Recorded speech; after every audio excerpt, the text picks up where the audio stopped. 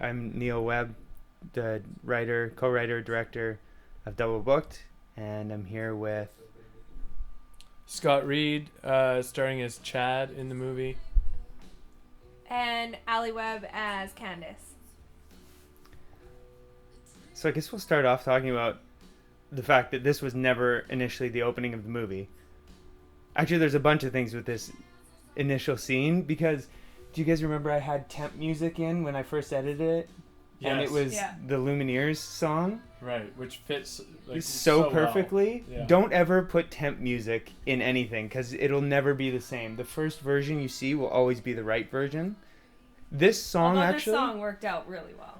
Yeah, this song worked out perfectly. You know what? It's always good to contradict yourself right off the start. No, well, it was funny. I was looking for music to put in this scene, anything that would work. And I actually went to school, junior high, with Jeff Turner, who is one of the singers of Go for the Eyes. Right. And this, if you actually watch this scene, it's like the song was made for this scene because it it just goes up at the right times, goes down at the right times. It's perfect. Thank you, Jeff. Exactly. And Go for the Eyes. Yeah, definitely killed it. Yeah, so this was never supposed to be the start of the movie, although chronologically it is. So on the one hand, it does work that way. I was talking to John Webb, the co-writer, about this earlier today, and we were talking about how as a script, it worked really well, having it be the order that it was in. But when you actually watch it and you don't know any of these actors or anything like that, it was kind of unclear who the main characters were, who the story was about. Yeah. And so this kind of helped solidify that the story is about these two, or at least at this moment it is. You know, that Ryan's the one you're going to be following. That's me as Ryan, by the way, if you don't know me. But and you were 15 when we filmed this. Yeah, yeah. This was 19 years ago. Yeah, your facial hair looks a little bit different. As we're recording this, I have a 2-inch long beard, and my hair is down to well past my shoulders. Yeah. It's funny, the movie ended up more heavy than I had initially anticipated. I mean, obviously looking at the subject matter, it's pretty heavy stuff, and this scene is a good indication. Yeah.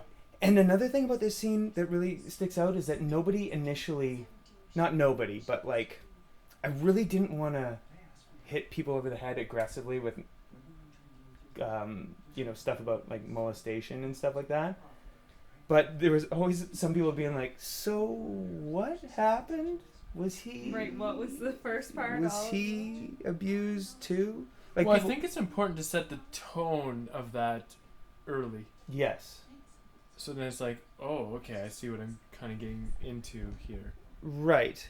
Because the way that it was before, the other structure, we kind of started you off in more of a horror movie. Yeah. Which, not that this isn't, and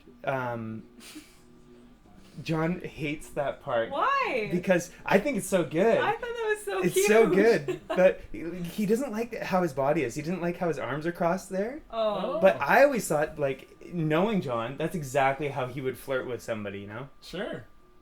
I just noticed how short Sophia is compared to John there.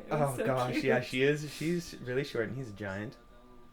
And Scott looks entirely different too. And Scott definitely looks entirely different. He's also wearing his wedding ring in this scene. Oh, just amateur. It pops up. If you look down at the bottom, it'll pop up. Oh shit! It's so funny. Quality control issues. Yeah, come on. Didn't we have anybody on the crew who was responsible for that? So he just loves me that much. There were so many parts in this movie that, like this, potentially drugging a friend at a party sounds crazy, but there were so many instances this was something that actually happened. Somebody's got their drink spiked at a bar, and their friends just thought they'd have a good time and it would be funny. Yeah. And I actually talked to this person about it, and they did end up having a good time and didn't know until the next day. But then I started thinking, how bad could that go? That could go so wrong. And that's why I thought that was a really interesting way for something bad to happen. Yeah. Where everybody would be kind of responsible. Oh, that's interesting. I but- just wanted to bring up too that Jordan did a great job Oh, for sure. in that role. So yeah. that was interesting. This whole sequence of the movie, December 8th, 2012, which was maybe like 3 years ago right now. Yeah. It was giving me such a headache. It was Christmas party. Everybody's Christmas party was that weekend. It was impossible to get people to come to extras. Luckily, everybody who showed up was really good. Yeah. And, you know, we had enough people. I think if the party was bigger than that, it would be just a little distracting. But we did this over 2 nights. And I'm a little embarrassed to say, we did this over 2. We had the extras there for 1 night. And then the next night we came back and filmed all the individual scenes. Oh, I don't remember that. Okay. Can't Yeah. remember. So here there's just the 3 of them. Yeah. The wide Okay. shots we did with extras there Yeah. because I didn't want to bring people in for two nights. Right. Man, this scene turned out so good. I really dislike the fact that there's a microwave in the background, and I always read that. But anyways, but yeah, I never Jordan noticed. was I call him the afternoon we were shooting. Like, some people had fallen through. I was trying to get any actor friend that I had to come do it who could look like a drug dealer. And I'd worked with Jordan, and he used to like freestyle rap at work about like whatever. You give him a subject, he'd go. And I'm like, so he can perform in front of people. Yeah. And he's like a charming dude, and he looks a little, I don't know, ever so sketchy, you know? Yeah.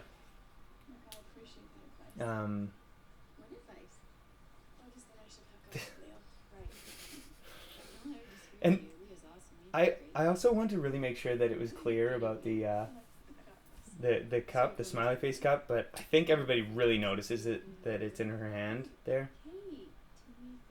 And Carrie just did this on her own, and that's Adila's actual reaction.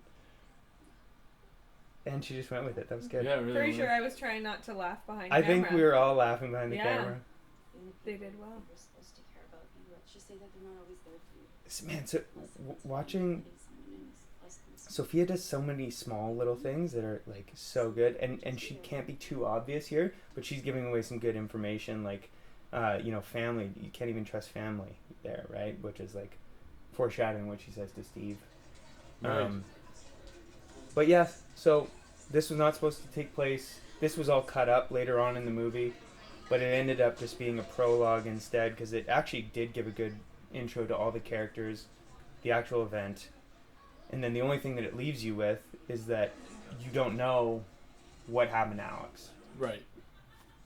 It was so fucking cold that night. It was -30, and to the point where like you couldn't touch the lens on the camera for too long because it would start hurting your fingers. Yeah, you only had a couple takes on this because otherwise you guys would have had like the most red nose. Yes. And who was the poor person behind the camera at this point? Was that a loaded question? Was it you? No, I think it's her, wasn't It was Allie. it? Me. I thought you were setting that up to be like, guess who was behind the camera? I really I like that shot. Yeah, I don't Yeah, know.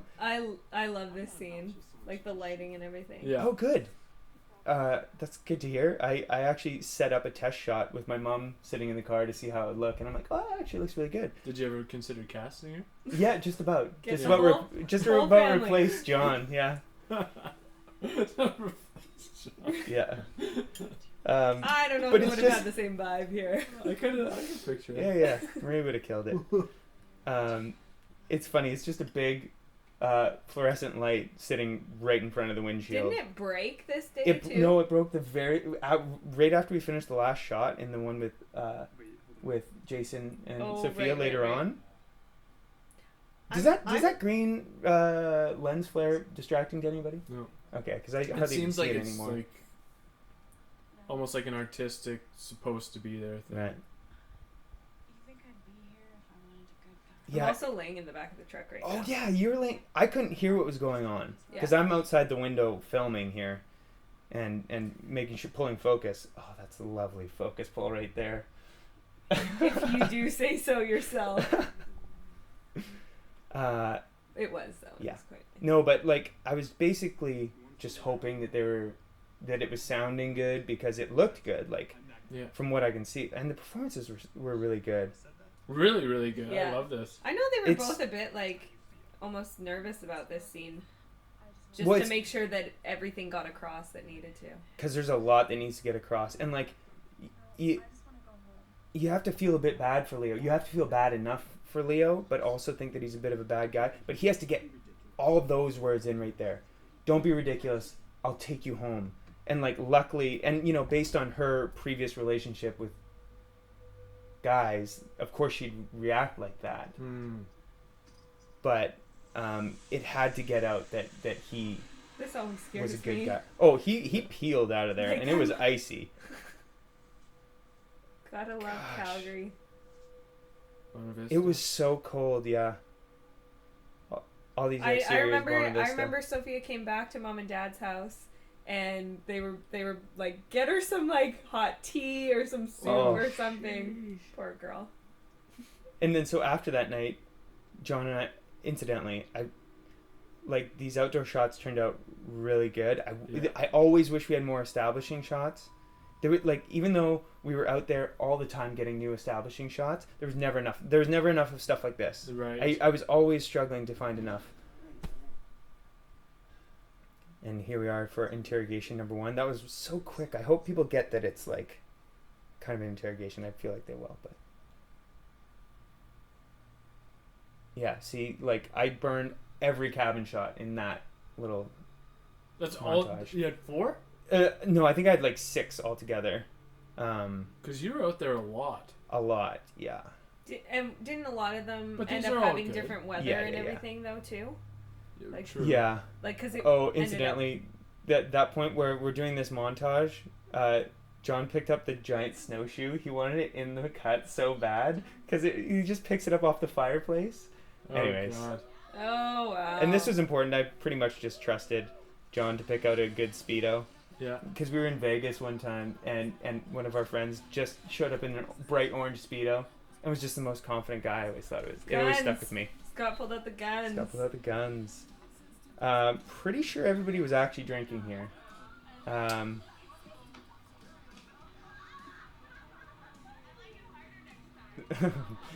That was not scripted.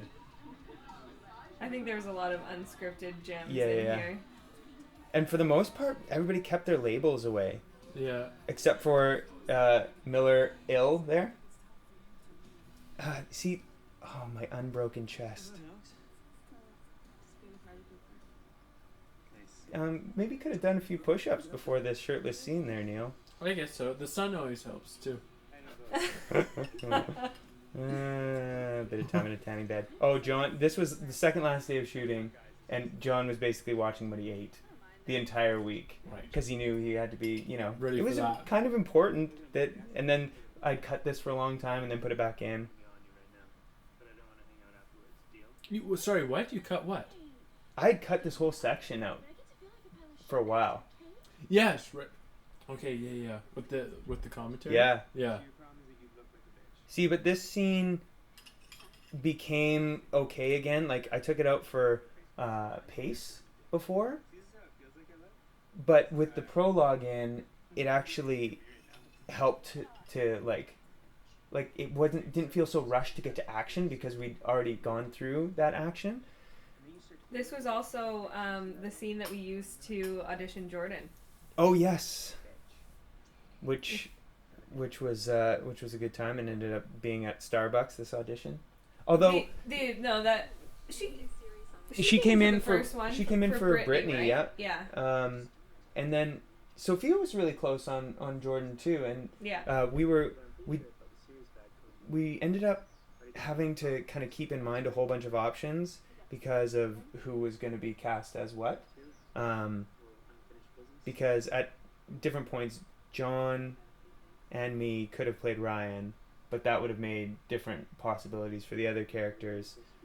and like before Jason came on board, either of us could have played Steve too. So there would have been a lot of options, but this ended up being easiest because it was kind of like we wrote it with that intention in mind. Me playing Ryan. Right. Yeah.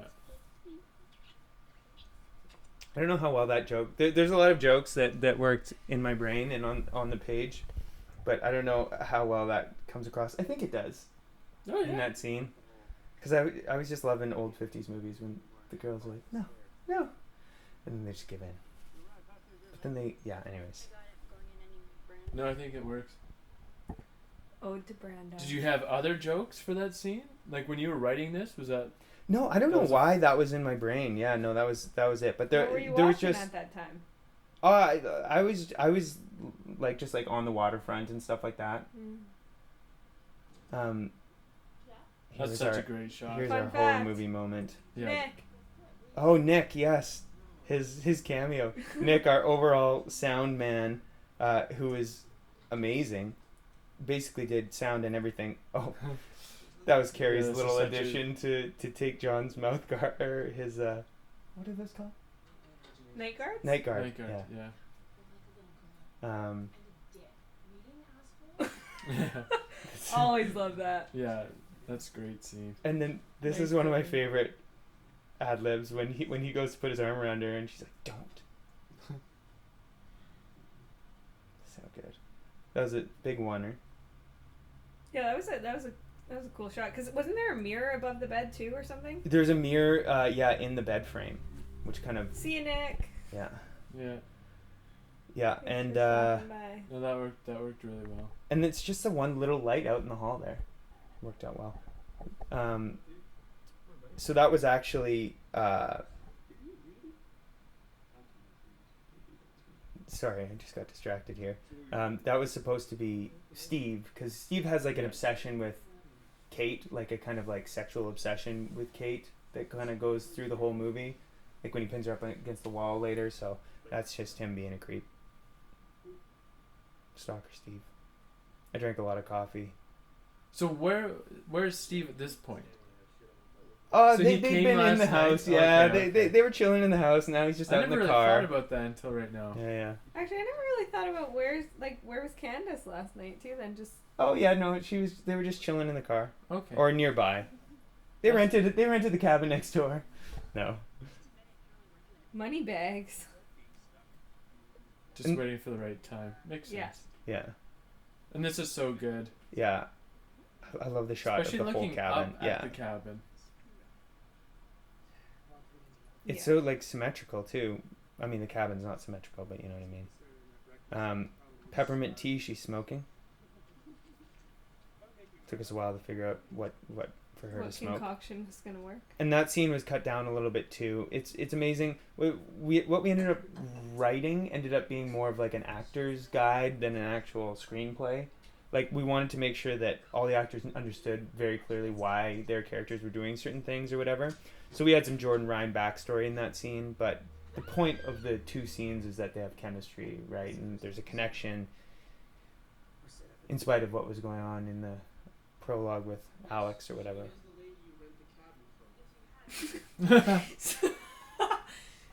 Sophia's face, they're awesome.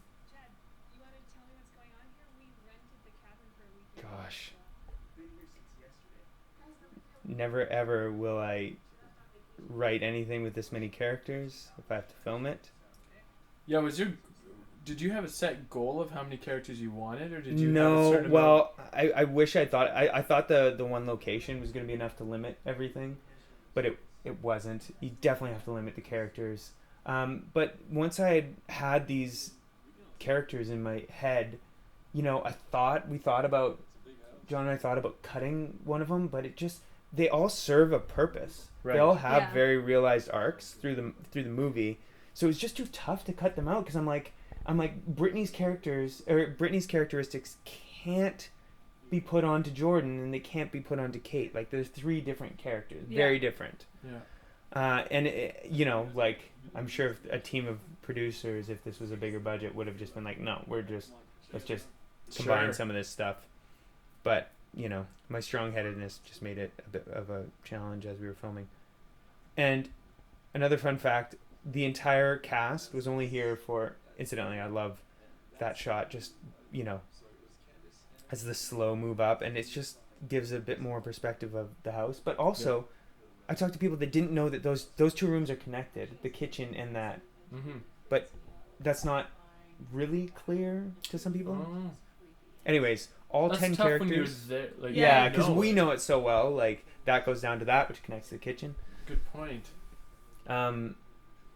This was one of the brief reprieves of like an actual fun scene to film. Yeah. Like, it was so heavy a lot of the time, and so it was nice to have these moments, and like, you can tell you're like genuinely smiling there, having a slight bit of a good time after working crew incessantly. Well, was And this doing heavy filmed scenes. early on? So midway. this was filmed on the third day. The third day we were out there because third out of 8 technically, but we were there like a Saturday afternoon to a Saturday morning. Saturday. But this one was one of the ones where it's like, you know, this is pretty expositional stuff. So we kept everything in, like, there was 3 people in each of those shots or whatever.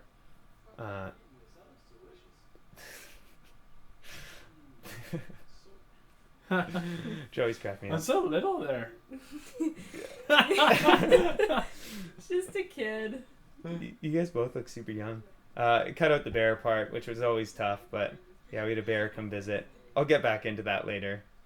But this was also kind of a fun morning. This was the last morning when you would come that back, was crazy rushed. because this was the last scene that we filmed at the cabin. It was nice because we took a bit more time, and it was the first time that it was like, hey, we're actually going to finish. Yeah. Oh. That's Okay. crazy. Maybe I'm mixing up the fact. I just said it was crazy rushed. That was a lie. I think it still was rushed. We just thought we had more time. Oh, and it was... Well, we had to clean. Like we had to clean. Oh, yeah, yeah. I was cleaning the everything. whole. Yeah. Yeah. Mhm. Gosh, there's so much more to talk about. But what were you gonna? You were mentioning that the whole cast was only there. Oh, for... the whole cast was only there for 1.5 days. You think about how many scenes where there's everybody in them, Yeah. and it's insane. I So remember that was kind of how we broke down the shooting. In a Yeah. real was who was going to be who was going to be there, how much time you had with all those people. yeah, we had that massive spreadsheet that sat on the fridge that was like, and I think it there's was a like, picture of us almost crying looking at it oh well, that was the. in the garage.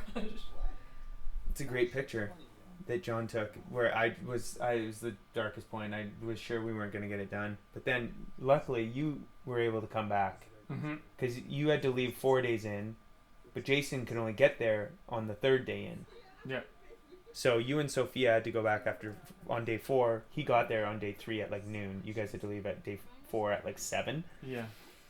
So I realized, I was thinking about it the other day. I was like, I wonder how many scenes we had to film when you got back. We had to film like 5 scenes of your side of the scene. Yeah. I was like, shit, we weren't even close. If you didn't come back, we wouldn't have been able to finish, Yeah. No. which is Save crazy. the movie. Save the movie. This was day 1. This was day 1 of filming. Spirits are high. Spirits are high. We the guys all sat down and watched the girls do this scene. This was the Yeah. only scene in this room, which is pretty crazy to think about. Well, because that was a nice room too. It was a nice room, and like it's nicely filmic too. Like the colors are nice and everything. Yeah. Sophia just in the background, not actually there. But That wall was tough. too. well, you never want that color in a movie, and you know, like on a regular movie, you would just paint it. But yeah, the color correcting guys were just like, oh, that wall is just. Oh. And then the we filmed on the Canon 5D with some good lenses, but the 5D, it's natural. It kind of naturally makes very vibrant colors. So this is very desaturated at this point. Still pretty colorful, but I love Jason's reaction there. And why did you decide to desaturate it? Like you felt it Um, added to the vibe of. everything. Yeah, it just kind of gave it a more filmic feel, and like really, if you think about the tone of it, it's not bright and vibrant. I mean, you could make it a bit more bright and vibrant at the start, but let's be honest, that fucking red wall would have just wrecked everything, and it would have been inconsistent. Yeah, But I think it comes across a lot better too. Mm-hmm. Spiller Road. I drove by that every day on the way to high school. It's up that road near the Saddle Dome that goes above the Saddle Dome, and I always thought that was such a great name for a street. And I, when John and I were writing it, I'm like, I don't know, for some reason I just pictured it there. I'm like, oh, he abandons her on Spiller Road. This was probably at like 2 a.m. getting this. These dialogue heavy scenes were tough because John and Allie specifically were always helping with crew stuff, so you guys never had a ton of time to work on like your scenes, and this was a dialogue heavy scene for John. Yeah. He ended up pulling it off nicely, but it just, we were up late.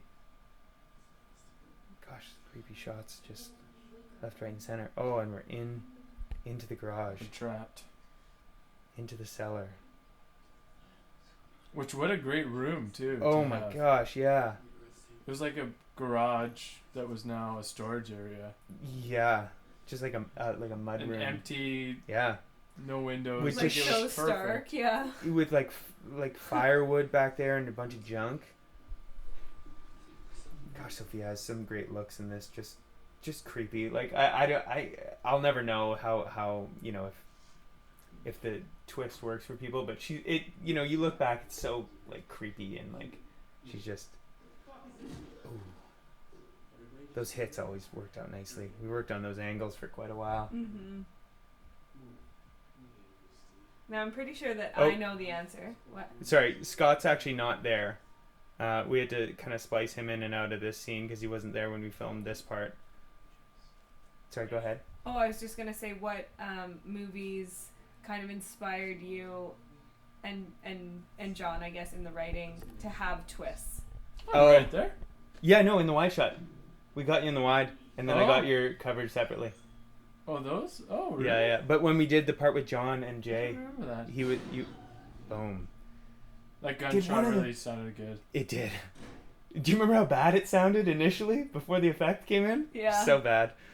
It totally took people out of the movie. It's so funny when I think about this. I go, does anyone believe that the co-writer killed himself off this early? But so when John and I were coming up with the idea for the script, a couple things became clear that, like, the movies that we liked were, I love this scene. The music in it just feels like it sucks all the air out of the room. I'll get back into the music in a bit, but like the music making part was such a fun experience, trying to get like the tones right. And Alec did this one. Alec Harrison, who scored the movie, did this one basically all on his own. Oh, just a little quick side note. Again, sorry, I'm hopping all over the place. That shot of you was one of the few times that we fucked up the axis. Mm-hmm. You were looking the wrong way. You were looking to the wrong side of the camera. Not your fault. I think I told you the other way. But it didn't match Allie's eye line, and we needed her to catch your eye and say, trust me. So that's why you're drinking with your left hand. It's not actually your left hand. Oh, you flipped it. Yeah. See, and Alec just... The sound, it just seems like it gets sucked out of the room, and it just makes the tension so high. Actually, if you go back and look, my eyes did a little dart to Alex at that point to kind of just like check in with her, see how, make sure everything's okay, nice. Or that this is the route that I should be taking. John and I were talking about how these rooms all took on a very, very different vibe as the shooting went on. Like, this room was just had a weird vibe to it because of the content of what we were filming. It's not like anyone was going out and hanging out in there. No. Or if they were getting into a mood for a certain scene. Well, and sometimes I needed to go in there to be alone to freak out because I was always afraid that we were never gonna finish, and talk to you or John. But that's a good one.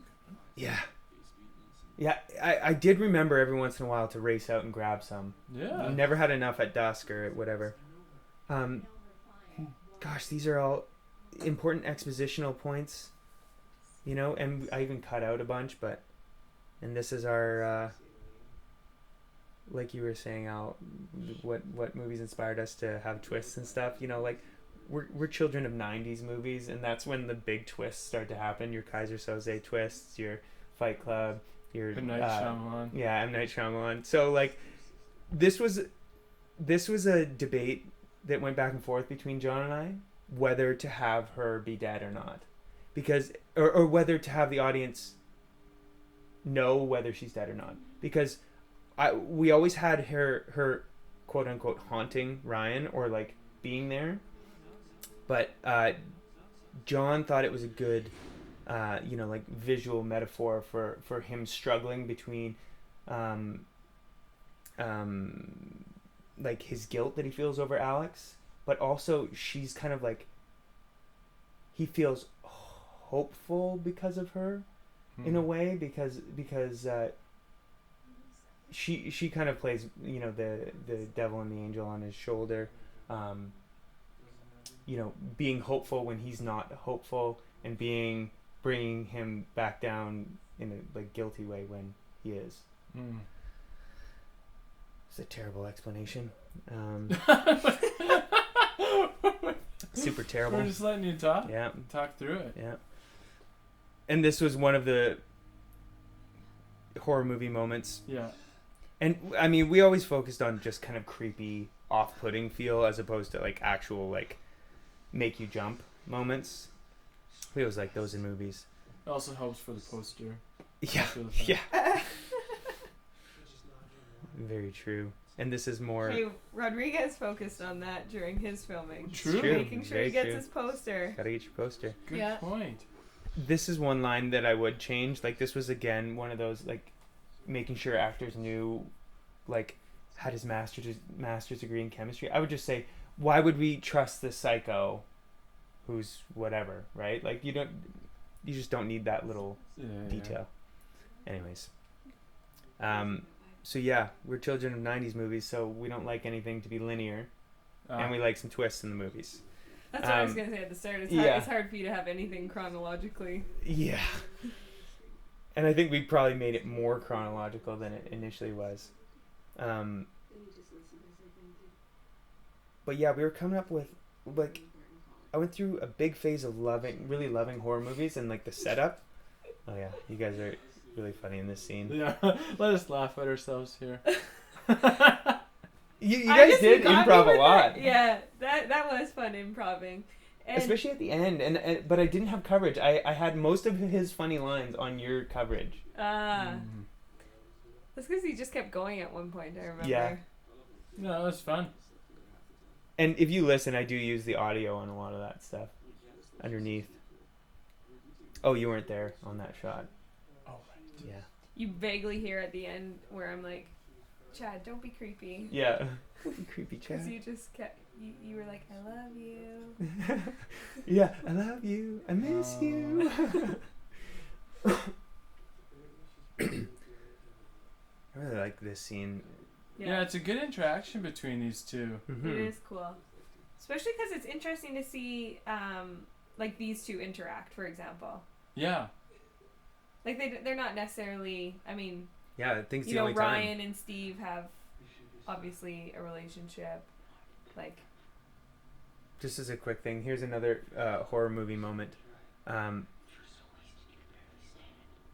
We had seen a movie where two characters were saying the exact same thing at the exact same time. It was this weird, like, supernatural moment, and it was such a cool little effect, and it was very creepy, and it didn't, like, stuck in my mind, and I thought it would be like a cool way to do it and have her be there one moment, be not there another moment, and like it's just super creepy. Like, think about if if I were to start talking to somebody who's not there and you're watching that happen, it's just super creepy.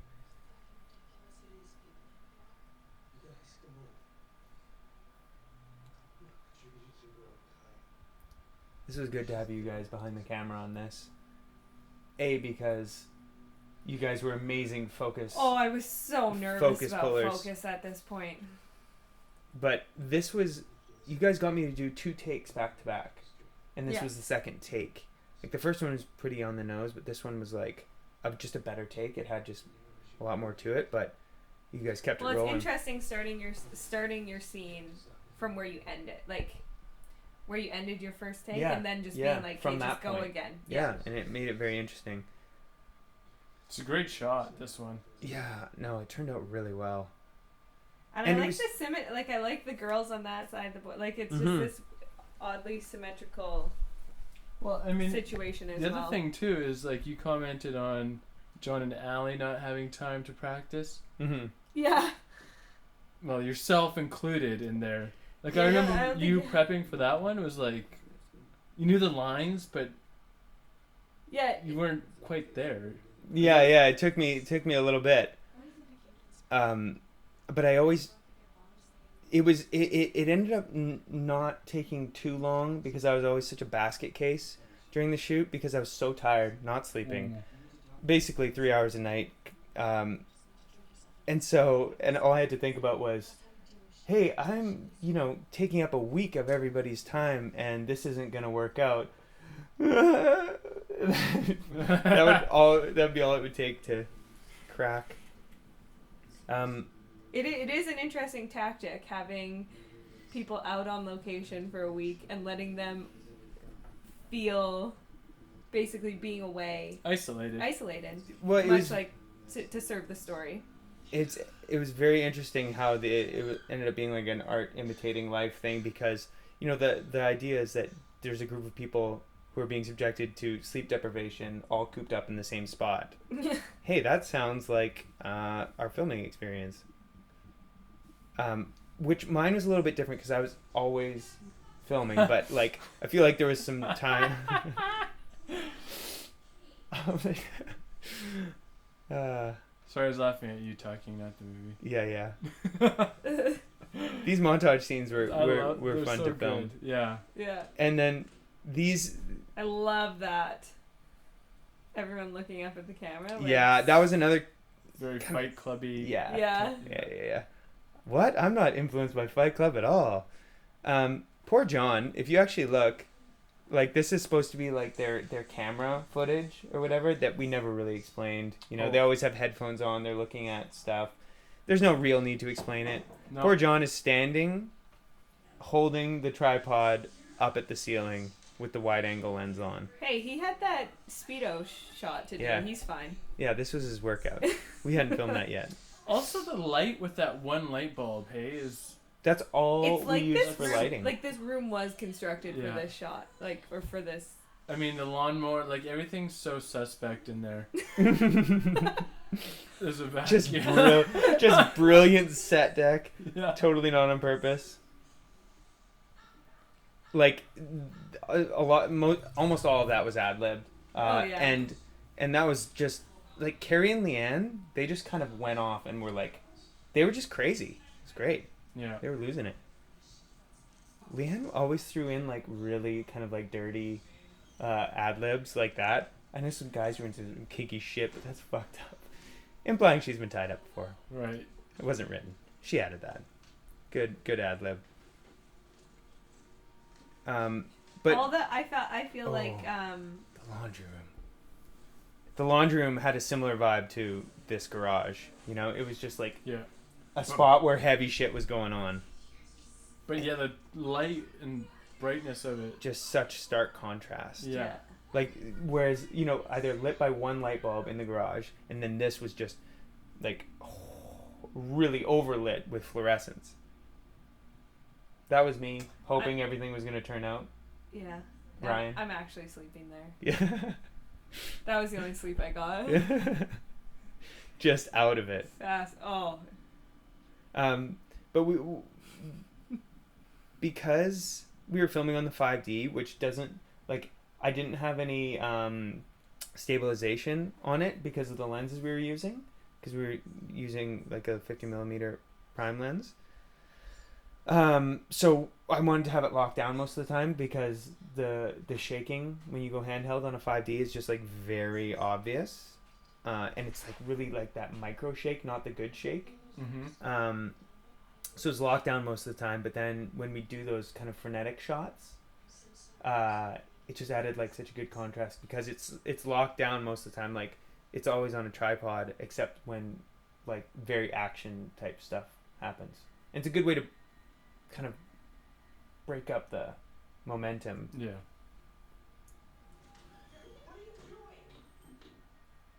Oh, Carrie. Kate's attempt to escape. Yeah, she does She's a very great. good job of Yeah. seducing him. Yeah. She does, yeah. And then we just wrote this line, him to say the line, and then he did this, and I'm like, oh, that's so creepy. After we had the screening in Calgary in January, Jason was like, gosh, I'm so creepy. I was just gonna say that people did a really, really good job of really like digging into their characters. Everyone came with really full stories about like who their characters were in the way that you said, like, you know, Leanne would improv those lines and stuff like that. Steve adds those creepy elements. Like, we cut an entire scene just there. We had a guy's scene. Yeah. Ended up cutting it because this scene is long. Yeah. And does the job. And then I think mean, it took away from the guys. I think it made them seem less. It made them less likable because they're just kind of like. And I actually had people be like, "Do guys actually talk like that to each other?" Like it was a little too like. Right. Yeah. I'm like, well, if you're friends with me, you talk like that. You talk very openly about your emotions. But in regular conversation guys. with the writers, yes, that is how guys talk to each other. But this scene turned out really well. This was one of the audition scenes for Brittany. So Leanne was obviously dialed in to this one. Look at all our bracelets.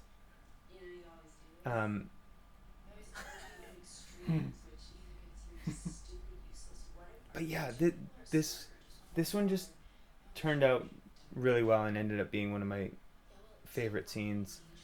Except when Kate's line comes about trying to suck their approval out of them as you suck their dicks. I cringe every time I'm watching that with somebody because they have a moment. They're like, wow, that's harsh. And then they look and they're like, wait, you wrote that. Right. What the fuck is wrong with you? I know Carrie, she's like, my parents can never watch this. Just because of that line. They watched it. They liked it. I know. Yeah. Also, like, man, the performances ended up so good here, and some takes got screwed up because we were filming for a long time and everybody's stomach was growling because I didn't give time for people to eat.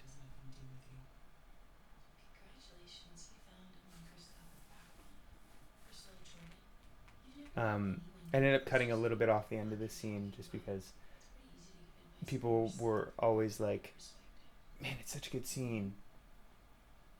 It's a little like nobody ever said it's long, but it's just it. Yeah, you did. Yeah. Nobody ever said. Nobody ever said it outright except for you. Like it's so good. And the length. This is. What did you take out? This is just at the end. Like. She just so expertly, like, just tears her apart. Yeah. And this was a combo of 2 takes that Carrie did that were really, both very different actually. And when they were put together, it just was the perfect tone. And like this, it wasn't written that she breaks down here, but it like. Carrie was able to figure out that like she was hurt by the fact that Brittany had dated Jeff. Right. But it costs her to tell her this. Because it's honest, but she knows it's hurtful, and it's super harsh. Ugh. Such a harsh thing to say to somebody. And then, I'm sure it's obvious, and it becomes more obvious later, but you had to sit there, and I think somebody was just reading the scene for you. Yeah, Carrie came down and read it. Yeah. But, Candace obviously gets really worked up because she recognizes herself in some of these characters. And so the this mention of past, like, clearly someone's past. This was one of the moments where Alec and I really kind of had to finesse the music, when to bring it up, when to bring it down. And it was so interesting. I'd heard, Carter Burwell, I think, who, I think that's his name. Anyways, he did the score for In Bruges, and he's done a bunch for the Coen brothers and stuff like that. And he talked about how music, the score should never lie. Like, the score should be the truth of the movie. Carter Burwell? Yeah. Yep. It should always tell be representing, like, the heart of the movie. So even if it's a comedy, like In Bruges, underneath it's like a tragedy, right? So Sure. It told the tragic story. So we brought in the music where Leanne kind of says, "You're right. You're a bitch, but you're right." Because that's like the truth of the scene, but it's like unexpected, right? It's unexpected of her to say that. Like, you'd think they would just keep kind of pecking at each other. So anyways, I just felt like that was like the true heart of the scene. And so we brought the music back up at that point. You're saying it's okay that I was a slut. No, that's not what I'm saying. Actually, that black and white shot that we just passed, that was the first shot that we filmed. Out in Kananaskis. I think that was 2011. Wow. December 2011. This is back in our house. I can't love you. Why not? Yeah, apparently you guys hosted the party. Apparently you hosted the party. Yeah. You should be angry. The Auburn Bay House. The Auburn Bay House. The Bonavista House. You should give a shit if you love me so much that I This is actually really... when I was editing this and going through the music and stuff like this, it was a really hard scene for me to watch. Because... because you guys are married. And, like... It's just... Because you love me too much to do that to me. It's who I am. It's just like it's just like a heartbreaking scene. It's just... It's tough. You will always have this over me that I was And so this is one of those scenes that illustrates one of the main themes that we kind of kept coming back to in the writing process. Like, once we figured out that the movie that we wanted to make was like a substantive psychological thriller, like psychological thriller horror movie that had some substance to it. We loved psychological thrillers, but felt like they never kind of came through, like the horror movies never kind of came through with anything, with any meat, any substance. Yep. So once we figured out that, we started thinking about what was kind of preoccupying our minds at that time. And the concept of identity, people's identity, and how much the past factors into that was, another great hit. Yeah. I think he ad-libbed Four-Eyed Faggot too. I don't think Jeff was initially supposed to wear glasses. But anyways, this was one of the scenes that we came back for. Again, I tried to fuck up the axis and then we had to refilm some of your stuff. Yeah.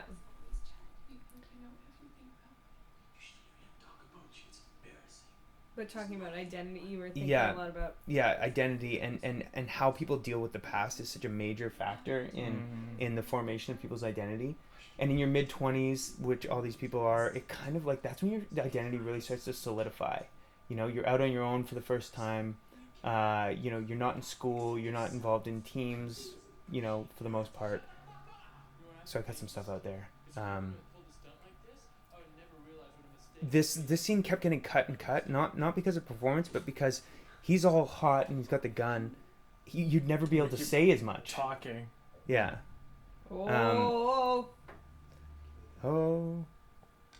and that's big twist number 2, that I'm actually a bad guy. One of the things about that shot where we swing around. Can I just tell you one thing that bothers me here? What's up? You tell me to keep an eye on him. Yeah. I'm obviously upset, and then I just leave. Then I just left. Yeah. I don't know if they know, but I was always like, I don't listen very well. Keep an eye on him. Nah, he's good. He's good. He passed out. Knocked out. Anyways, on my reveal shot, it was one of the, we wanted to swing around, right? We wanted to have one of those shots, and normally you do it with a dolly, but we didn't have a dolly, right? So our dolly was John trying to finesse around Jason on me, and we missed focus by a little bit, and it was such a good shot, but we missed focus. But our color correctors were able to take put windows where my eyes were and sharpen just the eyes, so it looked like, and everybody's just looking at my eyes at that point anyways, right? So they could trick everybody that it was in focus. That was one of my that was the one day that I got to come to color correction with you. Yeah. And that was so cool. They can do some pretty awesome stuff. Kyle Sanborn did it. He's working at Plain Sight Pictures, so him and Bradley Stuckel worked on it. Yeah, they did a good job. Yeah, so that was another thing that I learned as we went along the process, is that not only do they make colors consistent, but they kind of help with audience focus, like they'll brighten certain parts of the frame, darken certain parts of the frame. They called it windowing. So they'd add basically a digital window, say around the person, right, and brighten up the face and darken, the corners of the frame, for instance, that aren't necessarily as important. And then also just a video cred to me on this scene. It's always hard to film a table scene with 3 different people, but I pulled it off. Were you filming this day? Yeah. I think actually this is the first time you had your little dolly. Yeah, it was. Oh yeah. It was after. Yeah. And it was on the counter, on the granite countertop. Yeah, and I had to, so our I one had to pull it. Yeah. Our one good-looking dolly shot. Actually, there was the one on the table too, of his hands. Yeah. Well done, Scott. Thanks. Yeah, killed it. This is really. I mean, this scene really. All your reactions just tell the story that you and I have talked separately from Steve, and it's all your looks that do it, which is very good. Well, that's very nice. I had a director telling me what to do. No, but you can't fake those little like almost look down. I really like this scene going back and forth. This was another, Alex starts to show up more and more with Ryan, right? Like he's struggling why did you more bring and that more. back in? Or The more he starts to struggle with the guilt of things and be overwhelmed by the situation, the more she shows up. I like that. And I always love her in the background when she's out of focus and her eyes are dark. Yeah. Yeah. It looks so good. And this was one of the scenes that we were able to fake not at the cabin. We weren't going to be able to finish, so we had to fake certain scenes not at the cabin. This was one of them. This was at the Auburn Bay House. So this was actually where the party was, but we thought, why wouldn't the cabin have like an unfinished basement, Like it made sense. So this was a week later after we got back from filming. We tried to film it right away. I still look exhausted. Yeah, I mean, you guys look exactly the same. Yeah. So 95 pages of script in 7.5 days out at the cabin. This is one of the few scenes that has no music. Oh. And why is that? I don't know. It just never. I felt like it was a good contrast to the rest of it, and it's very just back and forth. It's like an idea conversation, really. Was that a decision? Did you make that decision, or did you do it in unison with Alec? I think we tested some stuff here, and it just never worked. It just worked better cold. Cool.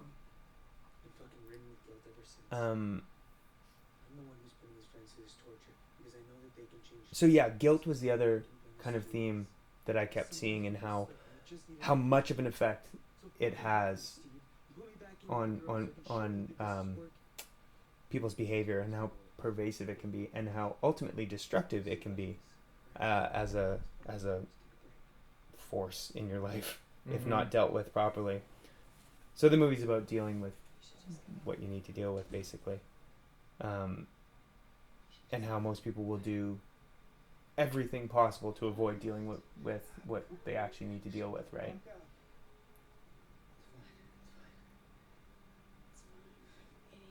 I love that line. Idiot. Yeah, she added that one too. Walk it. The bathroom day.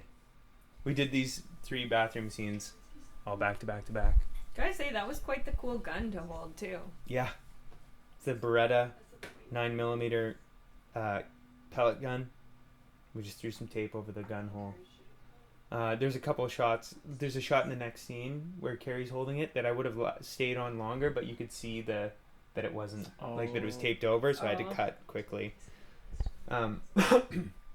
As an editor, I was kind of handcuffed a few times, not a lot, but enough times, because we could only do like 2-3 takes, right? So if anything kind of technical screwed up, we wouldn't be able to use that take. So sometimes, if actors don't feel like I chose the best performance, there was always a reason why I chose the takes I did. A lot of the time just because we didn't have enough time. And wouldn't you say that we were kind of shooting for the edit as well? So it's not like you were getting too much coverage? Yeah. Like, I knew the moments. I knew the moments that needed to be gotten, and once that was done, and so that was part of my directing style that I wouldn't necessarily do again. Sorry, incidentally, I love that Kate's being so manipulative there, because she's being 100% honest. That speech that she just gave is 100% honest, and that she's talking about her part at the party, right? And I always like this because you're so like affected by this. Like the whole point of these scenes was that you get closer and closer to the girls. Yeah. Well, it kind of shows too how you're talking about the way that people form themselves dealing with their past and dealing with guilt and everything, is that Candace wasn't at a place where she's still trying to figure everything out. She doesn't even know like who she is and where she stands on a lot of things. And so having these kind of conversations deeply impacted her. And the thing about it though is that like at the root of it all, her whole thing is that she's like a deeply empathetic person. And so that's why that shot's so great, because you can see how much this is hurting you, how much this is taking out of you. Incidentally, Leanne looks exhausted. Yeah. some good makeup going on. It helped having Sophia, who had done some makeup training, and then you guys had done, like, you and Carrie and Adela would just help out with makeup and stuff like that. Yeah, Soph definitely taught me a thing or two. It was mostly just making tired bags under the eyes makeup. I had to have that hit on my cheek the whole time.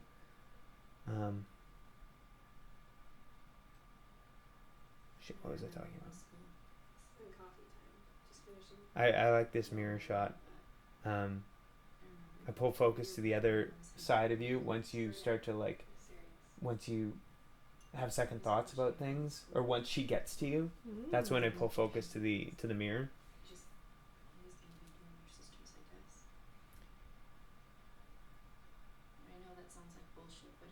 Did you find working with the massive mirror in that bathroom challenging? The shots that you wanted and everything? No, it actually helped. I know there's a lot of mirror shots in movies, and whenever there's mirrors, people use them. But I liked it just because, I mean, obviously you have to stay out of the way camera guy, but it just offers some interesting opportunities. Yeah. Well, like in the previous scene where Kate's talking to herself. Talking to herself, yeah. Yeah. You guys have a little connection there. That's nice. It's interesting watching Adela here. All the characters, because of the close quarters of the cabin and stuff like that, the characters that we wrote, nice little action scene here. I just love these shots. Mm-hmm. Obviously, poster Love shot, that one, poster yeah. shot, boom.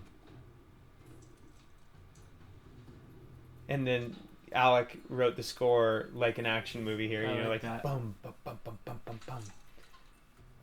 Kate takes charge. This shot I would have held longer, but you can see the gun. Oh, I see. Although I love your look there. It's like we just had great conversations, all of us. You guys are fucking with me. And then my zip ties are used against me. Ooh. Gosh, this scene is so creepy. And like, Yeah. so Carrie creepy. does Carrie does such a good job, and you can tell that she's not bullshitting because, like, her nose gets really red, and like there's certain things, like there's the scene right after this where your chest gets all blotchy when he grabs your face. Yeah. It's like these telltale signs that like you can't fake that. Yeah. And like she's like, I just love it because he's like pressed up against her. It's just, you know, I think we wrote it creepy, but they kind of added some creepy rapey vibes to it. How was that, like, that transition between having your writing come to life through, like, how other people interpreted it? Well, and so that's what I was going to bring up with Adela in the last scene. It just, like, look at your chest there. Like, you can't fake that, you know? Like, I've always been self-conscious of that. and then when we come back to that, do you remember? It was like, you were Yeah. like, and there was like, okay, powerful moment, you choose to. And we're back at the Bonta Vista house. I love the contrast And- with Steve. You're so unappreciative compared to coming off of creepy Steve. Yeah. I love that. Did I fucking ask you? And so upset to wear the exact same thing the whole time. She's like... Because her ghost, she can't change Yeah. clothes as a ghost. And I like the contrast between your red, you're like, this is like your schoolgirl look, you know? Yeah. Cross, Oh, yeah. hair tie, or... I probably just came from church. And Got my head that's always a good reaction. It's like, I'm not sure I love you anymore. That's bullshit. But so all the characters ended up being probably about halfway between, or varying degrees, but halfway between what was written and what the actual people were like. You know, like, so Sure. yeah, characters will become more and more like what the actors are like, right? That's just like sort of a natural Yeah. process. But it was just interesting to see because it kept things fresh for me watching it. And like we'd do rehearsal or whatever, and I'd be like, oh, so that's how this is going to look. I know what constraints I have to work with, you know, and making sure you're getting the moments and stuff. But for the most part, there was never like any major adjustments I had to give anybody. Yeah. You know, like it's just like, oh, this is how the character of Steve looks on Jason. This is how the character of Jordan looks on Adela. You know, like that scene with you and Adela in the bathroom, like it was like more human than I pictured writing it. But yeah, this moment you're like all busted up and you go, nope, I'm taking charge. You're like, that's enough of that. That was an important moment to get. And this could be one of my favorite scenes in the movie too.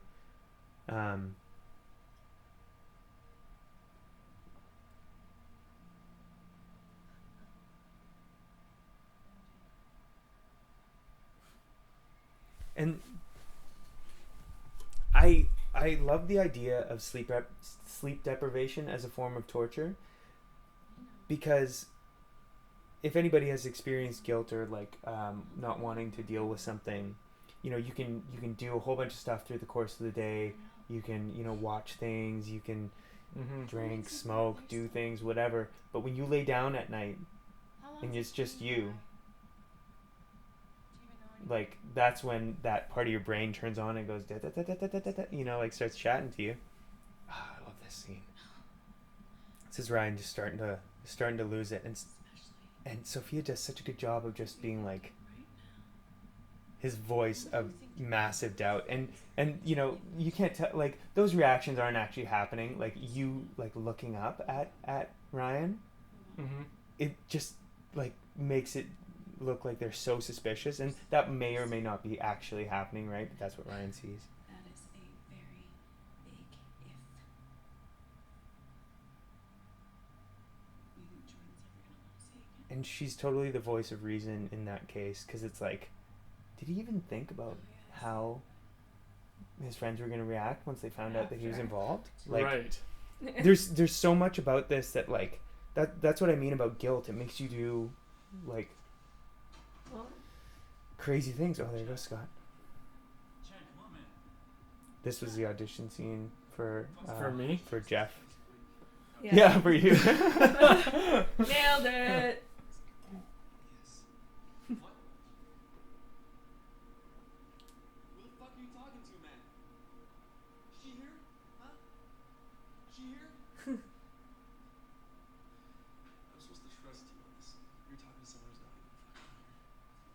Yeah, for the most part, when I watch this, I don't even notice the music in it. And it's, it's scenes like this that I really kind of trusted Alex's instinct. These kind of very movie-ish scenes where you need movie-ish music. He was very good at coming up with things. It would just need little tweaks. It was during the emotional parts where we kind of came up with a bit of a theme, and the cello kind of violin sound or music that happens a little bit later once you figure out what actually happened to Alex. That's what we really worked on, and we just ended up stripping most of it down, having it just be like the one violin sound, one cello sound.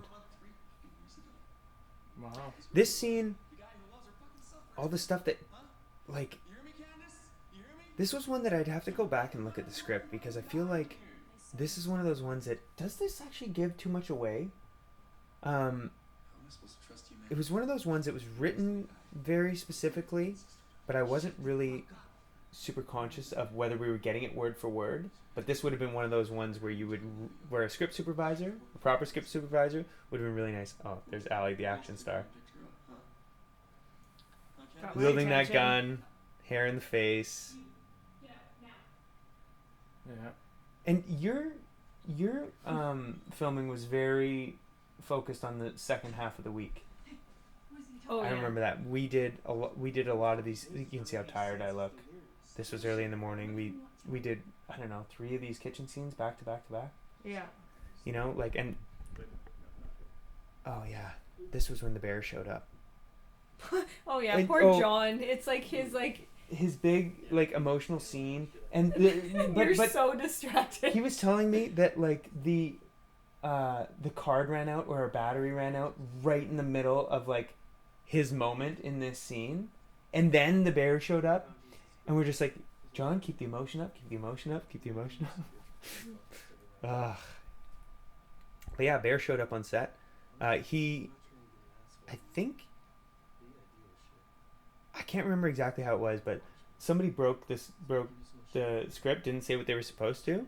It was like, what's going on out there? I was like, that doesn't sound like the right line. Like, there's a fucking bear outside. And the bear came and hung out for like an hour. Yeah. What did we name him? Damien, which was one of Brittany's ex-boyfriend's names. That you feel that everyone else feels from you. Man, these are just attempts at making you feel better, and I can tell you it doesn't work that way. And this was always really important, because this was one of those ones where you take the audience's expectation about a character and you kind of flip it on its head. Like, you're supposed to think, and I love how that's how Leo expresses emotion. He gets upset, but he just buries it, you know. Mm-hmm. She's not coming back. Um, You talk about it like it's a small thing. You pretty much fucking killed the girl. Right? I went back.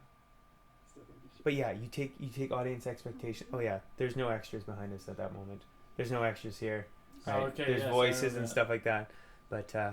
But yeah, you take that was our big thing is that like modern audiences, if we were to give them a 90s twist movie, they'd see it coming, right? So with modern audiences, you got to keep in mind what their expectation about certain characters are going to be. And you know, at this point everybody kind of thinks that Leo is a bit of a like maybe not the smartest guy, a bit of a douchebag, all that sort of stuff.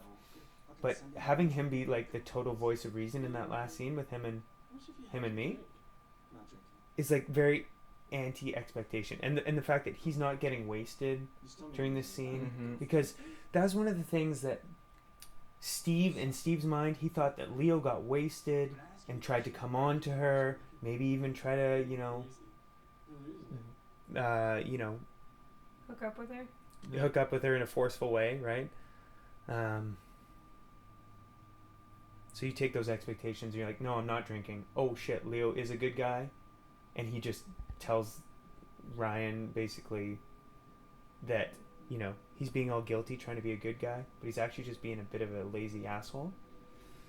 It's just extremely sad. Can we just talk about that? Like This? whole part? Well, This is heartbreaking. I think about that every time I watch this. like and, this like- always gets like when he's out running around and Yeah. all he wants to do is find her and Yeah, it's hard And to watch. Yeah. This shot where like he kind of stops and he's about to do something and then he's just like, oh fuck it, he's just like, oh, that one.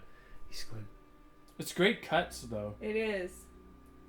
And like the lighting, the snow, And- it's it's beautiful, but it sucks. and the music here, this is what I mean, like the because it's just a tragedy, right? Like underneath it all, it's just a tragedy, and that's what the music's telling you, like this is what initially opened up the movie.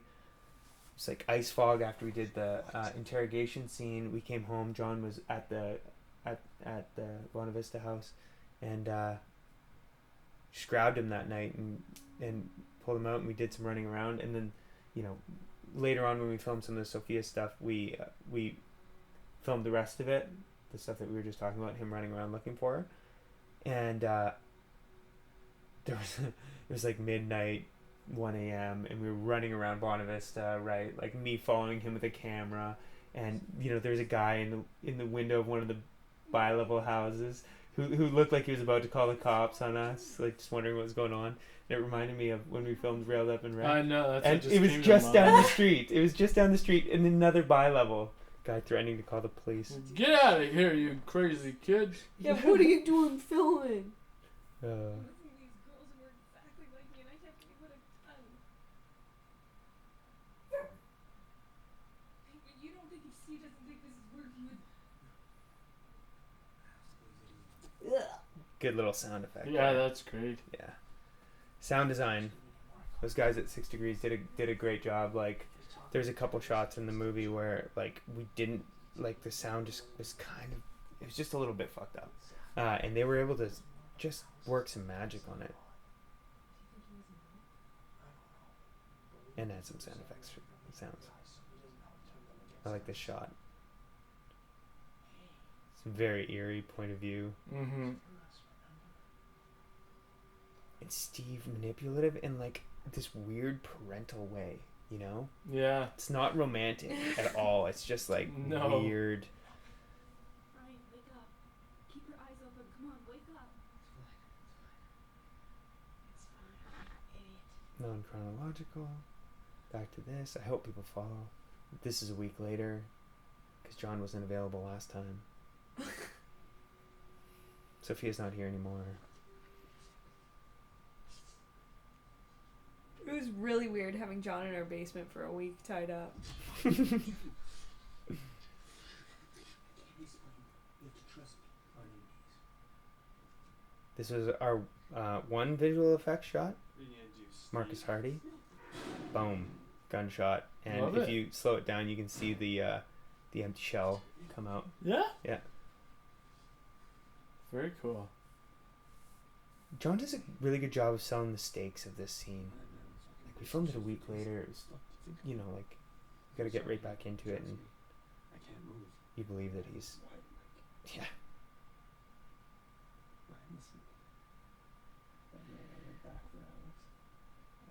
This,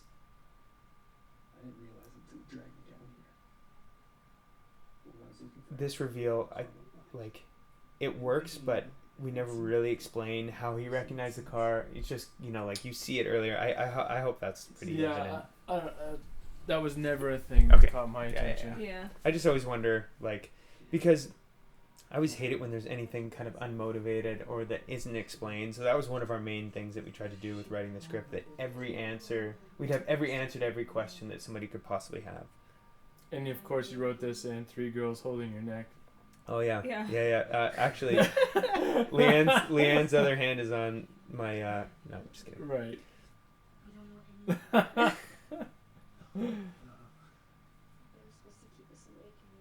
And it's so interesting to see that Leanne or Brittany and Kate are, like, back to, like, she's, like, comforting her there. Right. You know, like, they ripped each other apart, but, you know. A little bit of insight into girls, I guess. Well, maybe. And be truthful and forgiving, I suppose. Yeah. Headphones that are attached to nothing. Oh, the laundry room. This was a challenging shot that John was able to pull off nicely. Mm-hmm. This was There's the a lot first. of people in that little room. Yeah, it's a very little room. We had to move some stuff out of there to film in there. This was the first big scene that we filmed in the laundry room. And it was very important, I think, that Leanne does a great job in this scene. Because this is another one, you take kind of the expectations of, you think that Leanne's just everyone's got to forgive me for calling her Leanne Brittany, character name. Anyways, We're interchanging names as we go. Yeah, it's fine. So you think that Brittany's just kind of like the dumb blonde party girl, you know, gets around a little bit. But then you kind of flip that on its head, in that she's the most forgiving character in the movie. Like, even here when he says I'm sorry, and she says for what? He says for everything. She goes, it's okay. You know, like, she's the most forgiving person, and so this was, you know, where the abuse motif comes back in again. Right. And so that all came in because as we were going through writing, I talked to more people than I was comfortable with about, like, bad things like that had happened to them, like, way more than I would have expected. And then, you know, I heard about a guy that bad things had happened to, and I you know, not that it's not meaningful when it happens to girls by any means. I'm not saying that at all. Mm-hmm. But when I hear about it happening to a guy, it just happens less frequently, right? So I put myself in that situation and I go, oh my gosh, that's, like, what would that do to somebody, right? And that's sort of where because I knew that guilt was going to be one of the main factors for Ryan's motivation, and I thought that could be a very big factor in why somebody would behave in a way of, you know, helping one's friends get taken captive and tortured. See that part, yeah. And the music in this is just, I love it. It's very heartbreaking. Mm-hmm. And again, Candace, just ever the cry empath. baby. But yeah, I couldn't. Yeah, it's a heavy subject. then- the It is molestation. very. Did And- you ever and then have doubts about it? Yeah, I did. Yes. So just really quickly, we gotta. This is a tough scene because we gotta go from a very, like, emotionally kind of poignant scene into something that is the most important bit of detail in the script. that Steve was the one who yeah. Alex. But yes, I always have doubts because like that's very heavy subject matter, and you talk about an indie that's about rape, and it's just, or like sexual abuse, and it's just, that's really heavy. But I just, like I said, when we were writing, I just kept hearing about people that I knew, and I was just shocked, and I just couldn't help but think about how badly that would fuck you up. Oh yeah. So like all the things that you would do to try to avoid dealing with that, You freaked out when she I actually love that shot of Adela. tell me easy Climax wasn't you. Her eyes are so bright and mine are so dark. I look horrible. Method. Oh, that's such a good shot. Mm-hmm. I've never really noticed that one, that the focus was pulled pulled too. to you, yeah. And then he's just furious and shit is just going wrong big time. Gosh, those punches all turned out so well.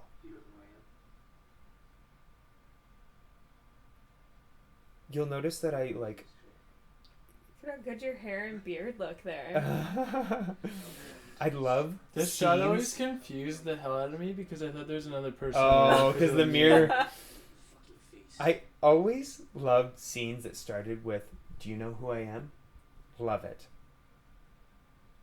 And I'm sure it's been in many movies, and I'm sure like there's a lot of lines that if you comb through this movie, there's so many like stolen influences or very evident influences. Odes too. Yeah, homages. I actually really like this scene because You don't. Wasn't him. Oh. It was me. Sorry I left you there. It's not fun. like, and I don't know if this really came across because this is He's fucking dead. See, Ryan trying to fall on his sword to save Leo. Yeah. And after the movie, like, what Ryan does isn't great, but he explains it here. I don't think it's enough for people a lot of the time. But I felt like between that scene and this scene, he's just trying to stop him from killing Leo. Like, he was trying to think of anything he could. Like, he has some underlying issues, obviously, but like he's just trying to save Leo. It's funny that Leo and Ryan have this relationship where they really dislike each other, but they kind of love each other underneath. I mean, in a brotherly way, oddly enough. We filmed this pretty early in the process. Oh, and our knees were just killing. Oh, what? Concrete floor? Don't be a baby. It's horrible. And I loved it when we were filming the other way. You guys would use pillows, and Yeah. was Cody not using a pillow though? No, I don't think he did. I don't think Cody ever yeah. used a pillow. Well, he also wanted me to do up his zip ties. his zip ties tighter. Oh gosh, we can get to that in a second.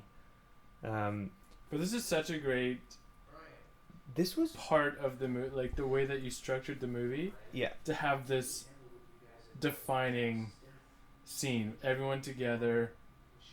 Yeah. It's just And man, Jason was so on his game here, and this was one of those ones where his performance turned out way more than I expected in this scene. And he just does some just creepy stuff. Yeah. And like when he gets in people's faces like this, and he turns over to Kate here in a second, like this. It's just. And throughout the whole movie, there's this whole thing between Steve and Kate, and the whole thing is that Steve feels sexually drawn to her and hates that about himself, right? So he's very hard on Kate any chance he gets. And this is Candace doing some good acting. How was that? Having to act like you're acting.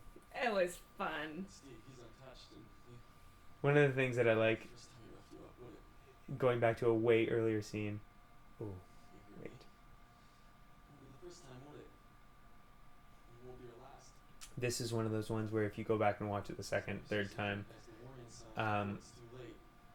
yeah, this is Jeff trying to do his best to distract Steve so that Candace can go back, do her thing, and these guys are all kind of like, this is all happening. It's all happening live, for lack of a better word, right? They're both trying to figure out who knows what.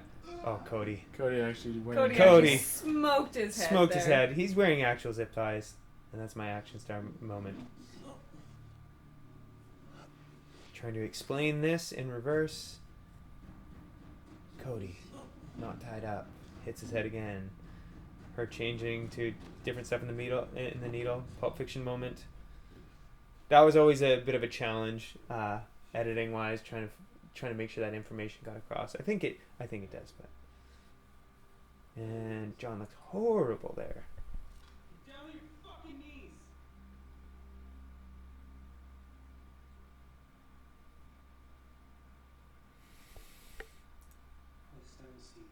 So 90% of the cast is on their knees right now. Yeah. I like to put the cast on their knees, I guess. And not even in a dirty way. Terrible, sorry. This was one of the instances where this shot, this is the only take. Really? And I was so mad at myself because it's such an important scene. And that moment with Alex there is that, like, you know, that's him coming to peace with everything, right? So she's able to go. But yeah, the I shouldn't say it's the only take we got, but of the entire take, it's the only one that we got, and the only one of that speech. And it's just like, there was so much going on always that, like, and it was easy to shortchange the amount of coverage that I did for myself. I was like, yeah, no, that one felt good. I think we got it. We trust you guys, but yeah, just had to move quickly. And this was like the second thing that Jason had to do. We did this like right away when he got there. Right. It was always good though when there was a lot of we people were crossing over. Yeah, you and him. It was always good though when there were scenes with a lot of people. There's always a lot of people to cut to, right? So if performances weren't there, which almost, you know, like 90% of the time they were, if they weren't there though, you had something to cut to. You had good stuff to cut to. And a lot of the time people's like your reaction to that whole scene. And it's crushing. Oh shit, going back, John's reaction to that when he says I went back. No, when he says that, you know, what was I supposed to let you guys corrupt her, and he kind of turns away. It's just such like frustration, like deep frustration for what he's just gone through, and it just like the reactions all sell it. I love and hate this scene all at the same time because again, it's just so tragic. Mm-hmm. Oh, it's so tough, and like, you know, I've always been drawn to, you know how in a lot of Shakespearean tragedies, it's just lack of communication. The letter doesn't get there, so Romeo doesn't find out that Juliet's not actually dead. You know, all that stuff. So, you know, and how much bad stuff happens because of lack of communication, miscommunication, almost everything. You know, like all drama is just because people are having two different conversations at any given moment.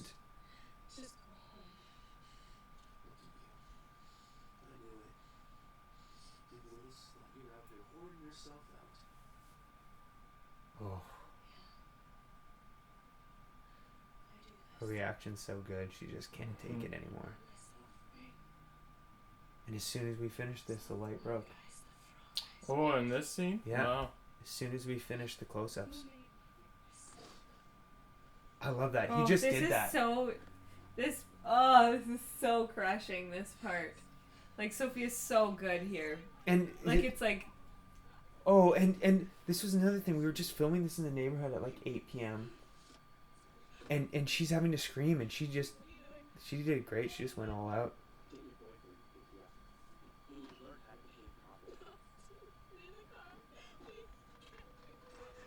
Yeah, it's tough. It's tough to watch this scene.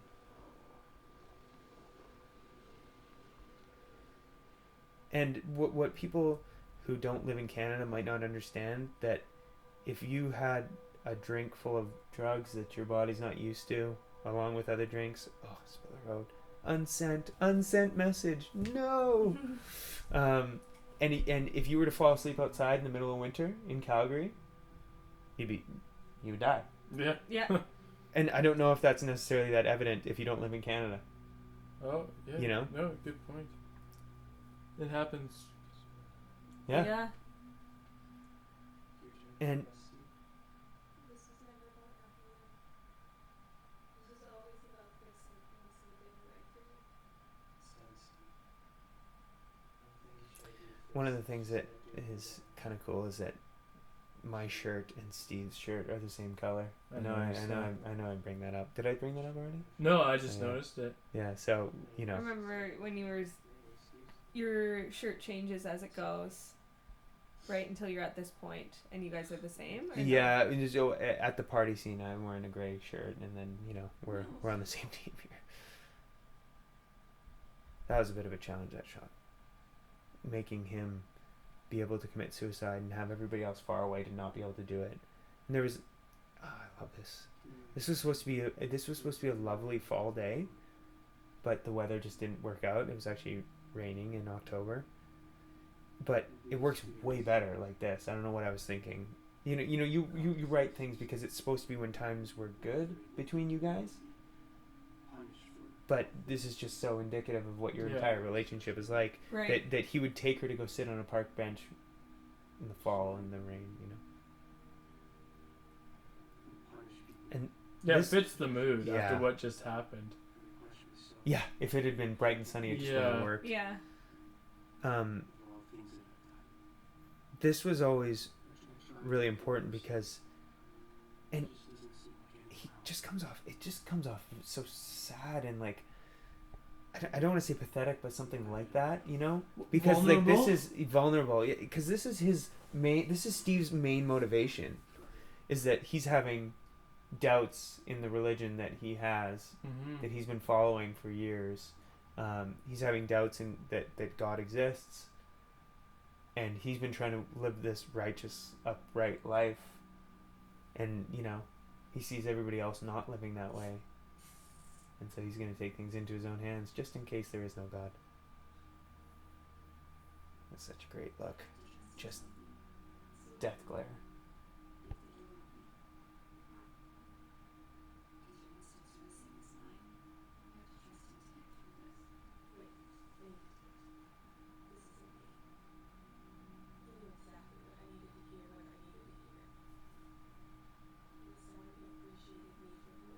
This is Candace taking responsibility for her part of it. That's what I loved about him.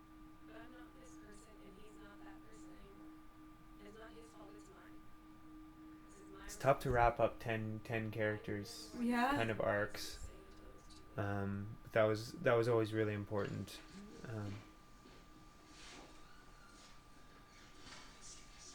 And then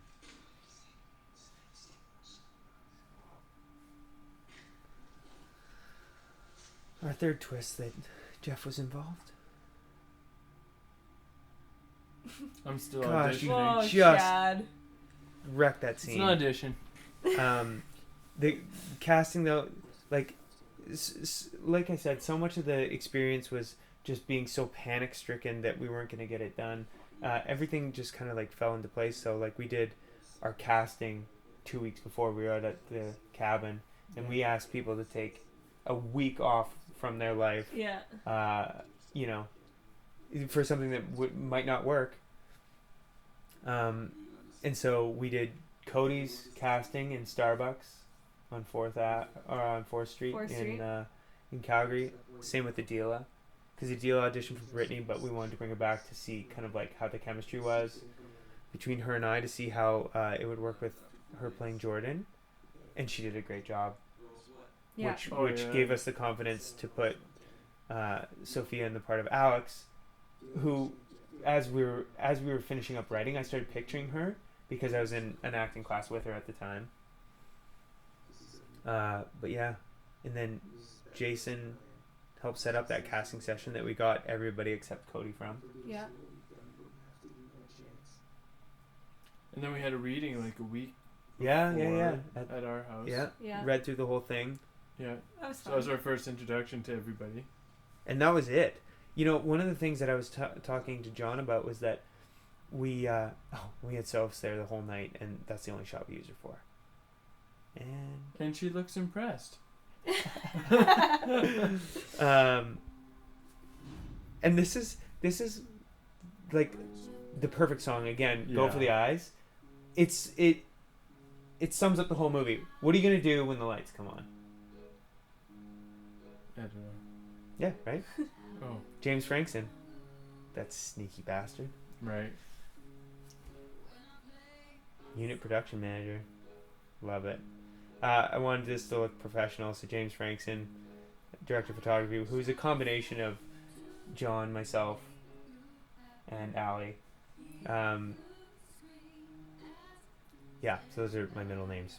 James Frankson. Nick did sound. He was great. Came out for the whole week and just killed it. But yeah, he was kind of our unit production manager. But yeah, so with casting and the read through, those were the only 2 times that I'd seen like Leanne, you know, and then doing scenes with her. So I hardly even know who Leanne is as a person.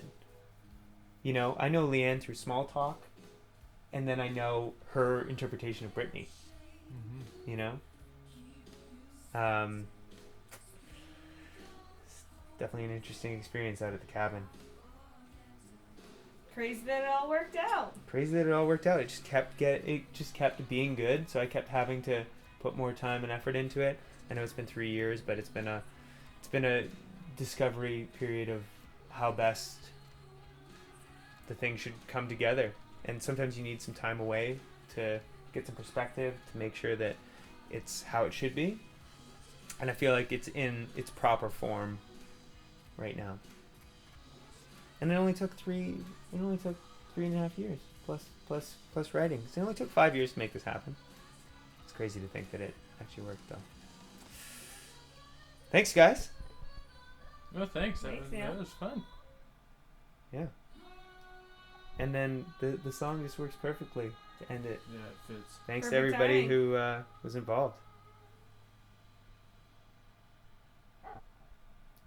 Dun, dun.